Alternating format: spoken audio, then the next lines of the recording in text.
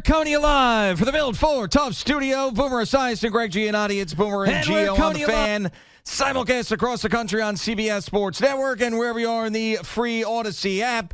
Good Friday morning, feel-good football Friday, and boom, Stradamus, we bow to the yesterday, last night, Thursday night football. You said it a couple of days ago, then you pounded it home at the end of the show yesterday. The Houston Texans were going to beat the Buffalo Bills outright. It was a lock that they were going to cover the 5.5, and you liked them to win the game, and they certainly did that, and they did that with that number one overall defense all over Josh Allen the entire night. 8 sacks, we're going to beat the Buffalo Bills 12 or more, I think, quarterback hits on Josh Allen. It was a display and enough out of Davis Mills in the offense to win another game. So ramification week in the NFL starts out with a huge win from the Texans, who are all of a sudden back in the conversation. And the Buffalo Bills, man, in a year where they're supposed to be right there, and the Chiefs are a little bit down, and the Ravens were down, and all these conversations we were having, they are just not good enough. They're not good enough on defense. They don't have enough weapons for Josh Allen. They have not built a championship team around him to this point. And Keon Coleman, by the way, can't get himself right and can't stop being a knucklehead. So that's another part of it. But yeah, big one last night. Good call, Boomer. Good morning. How are you? Yeah, good morning, G. I'm happy with that, but I'm not happy with the Ranger performance last night, especially in the third period. Man, we just got freaking smoked by the Avalanche, who are nobody cares about hockey. Shut Boomer. up. By the way, your Islanders won 5-0. Yeah, I saw against the they are rolling Red Wings. They are rolling right now. But anyway. Just go back to last night's game. The thing about football, it's all about the line of scrimmage, man. And the thing that Houston is they have substance. They have substance on defense. They have a defensive line that just assaulted the Bills last night. And, you know, not saying that or patting my back or any of that other stuff, but in just looking at these two teams and the way that Buffalo requires Josh Allen to have to play in order to win, you know, he can't be Superman every single week. And he tries to be, and he's out there, and he's fearless still to this very day. And they get a couple turnovers from him. They hit him probably about 15 times last night. And the substance of the game wins when you don't turn the ball over. And Davis Mills is your typical or prototypical, I should say, backup quarterback. He's the perfect kind of guy. He's not going to turn the ball over. He does just enough offensively. They have a solid running game. I'm like, they're not flashy at all. But they are substance is what they are. And they are now back in the conversation, the Texans are. And the Buffalo Bills, well, they're going to have to go to wild card route. I still think they're going to make it. I still think they're going to go the wild card route.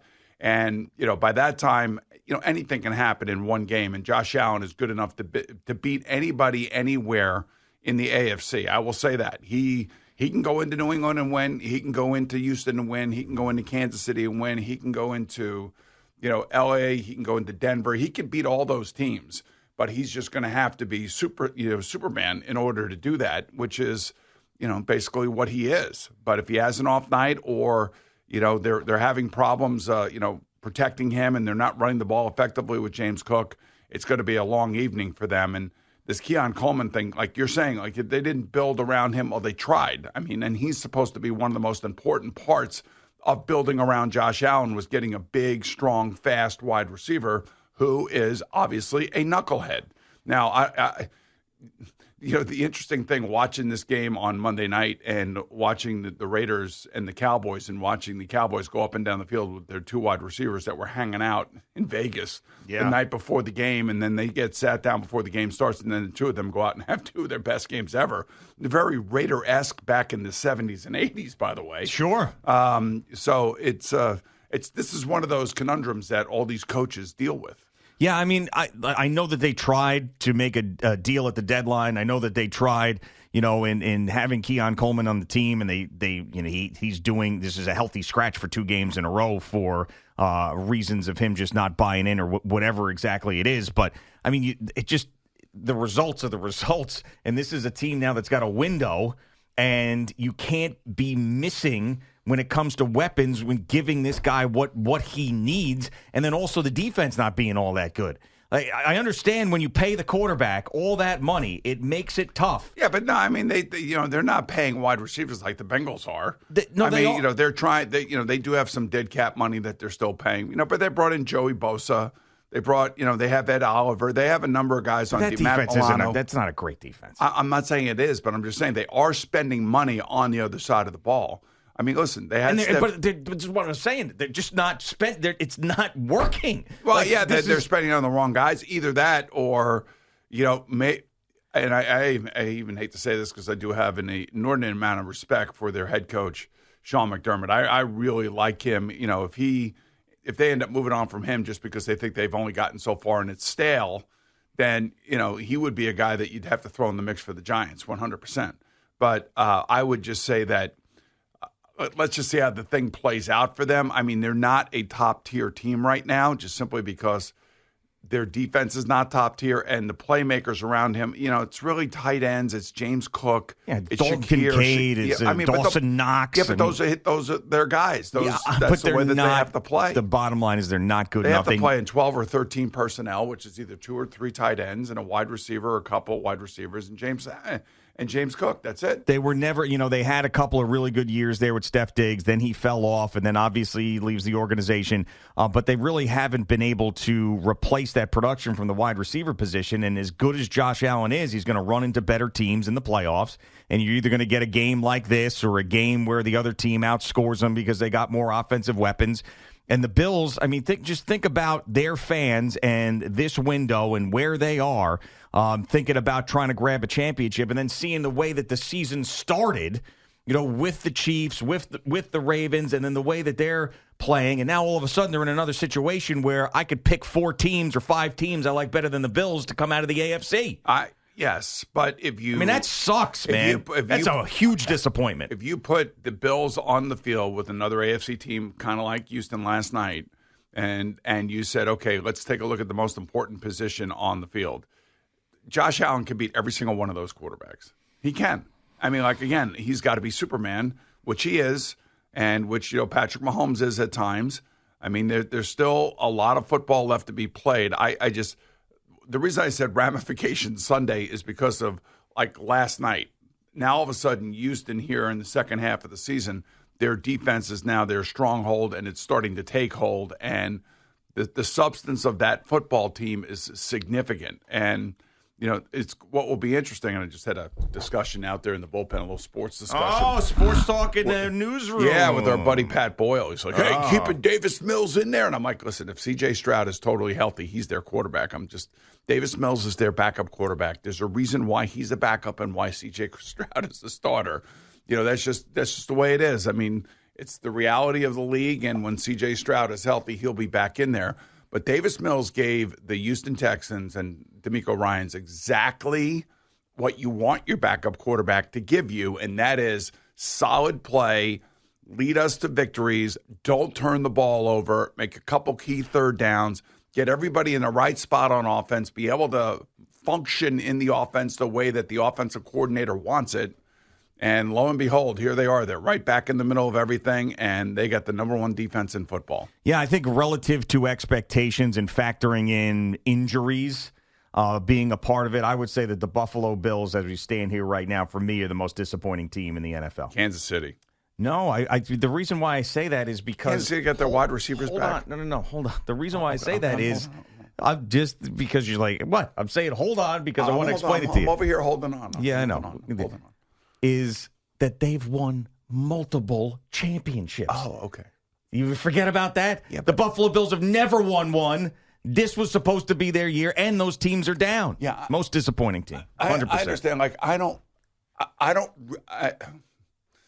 can't argue with what you're saying. I don't want to argue. You don't have to. But I'm living in the now. I don't care about last year. I don't care about 50 years ago. All I care about for this NFL football season, what I care about is what is going on right now. And the Bills are losing. And they are. And they're disappointing. But I still think Kansas City's more disappointing because they got all their wide receivers back, and they, too, have a top 5 defense. Okay. And look at where they are. They're in 3rd place in their division. Yeah. I mean, to me, it's the Bills. It's the Bills because Kansas City, the way they got their ass kicked in the Super Bowl and then coming into this year, and it's like, are they going to be as good? The Bills were I think they were the preseason favorite to come out of the AFC. What about, yeah, they were. Okay. What about the Packers? Yeah, they're to me. Well, I would say was though, not as on the Packers as I was the Bills. To be honest with you, I didn't and the think Packers the are expectations. still very much alive and in this whole thing. Well, so are the Bills. The Bills are too. I just don't. I don't. I thought like last week or 2 weeks ago, you opened your FanDuel Sportsbook app, and it still had the Kansas City Chiefs as the prohibitive favorite to go to the Super Bowl representing the AFC. I might have been like 3 weeks ago, but yeah, it was a couple of weeks ago. I'll take a look at it now, but. Another reason why I say the Bills being the most disappointing is the odds to win the division for the Bills in the beginning of the year were astronomical. They were bigger odds. Like you had to put up like $10,000 to win $100 for the Bills to win the AFC East, and they are not going to win the AFC East. No. So I don't know. I know we're not arguing about it. I'm just saying if I were a Bills fan, I would be gutted today. Absolutely gutted because I'd feel like here's another year we're letting go.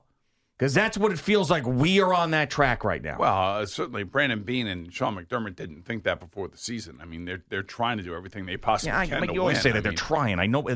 Everybody tries. I get it.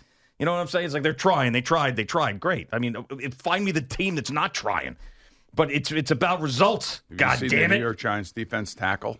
Yeah, but I mean, we're talking about the Bengals coach. You were talking about tackle. the coach and the GM. You said Brandon Beane and Sean McDermott are trying. I mean, there may come a point where if they don't get over the hump this year, which doesn't look like at the moment that's going to happen, you'll start hearing the whole whisper thing about Sean McDermott and rightfully so. I mean, rightfully so. This. I mean, I'm sorry. Enough's enough. You know, coming up short, you got everybody kisses Josh Allen's ass up and down. If it's not his fault, then whose is it? It's either the GM or it's the coach because you should be better than this. I mean, last night listen, I've been down to Houston a number of times as a player, and I used to get my ass kicked down there all the time. I had a lot of games like Josh Allen had last night in Houston in the Astrodome, believe me. Yeah. It's not when they are flying and they are good and – yeah, I know it's not the Oilers, it's the Texans, but still, I mean, I have to say, that defensive line is what the Giants are supposed to be. That is like, that defensive line is active. They rush 4 and they get to the quarterback. All right, you want your AFC Championship odds? So you've got one team as the favorite, and then you have 3 teams after that tied. Okay. For second. So the favorite to go in the AFC to the Super Bowl. Yeah, to win the AFC Championship, yeah. I will say the New England Patriots. No. They are not even first, second, or third. That's unbelievable. That's unbelievable to me. And people are probably looking at their schedule going, they beat some teams that, stink and all this other crap. Hey, you play who's on your schedule and you beat them. That's all there is to it. And you don't lay down and you don't get beat by somebody that you shouldn't lose to. Okay.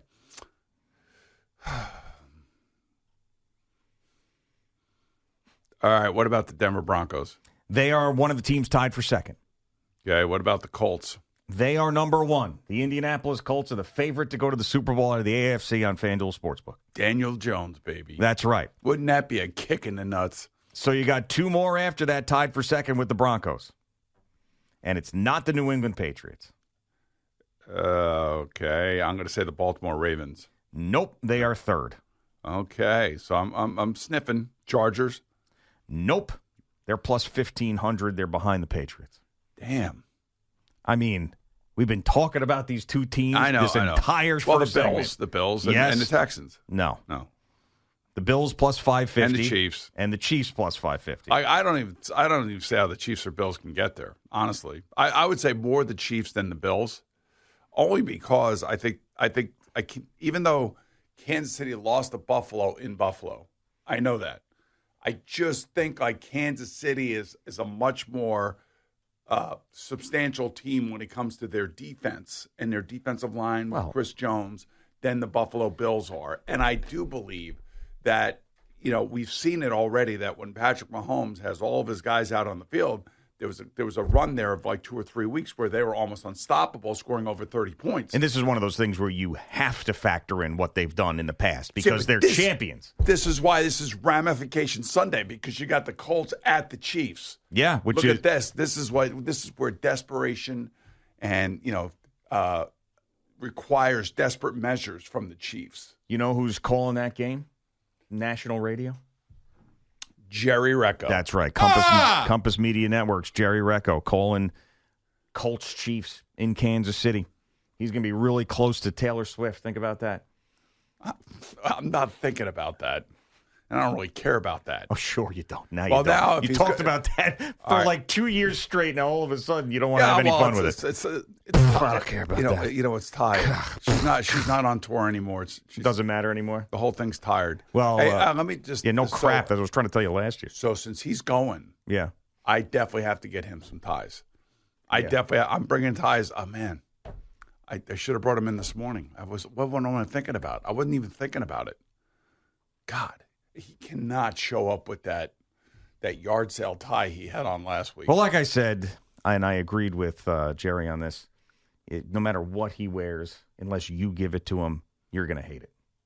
So give him the tie, because then he can escape the criticism on Monday. Well, actually, you're not going to see him for a full week, so you'll probably forget about it. So he's out again next week. All right, so listen, I love the guy. All right, that's all I love the guy. I'm his biggest fan. I'm supporting him.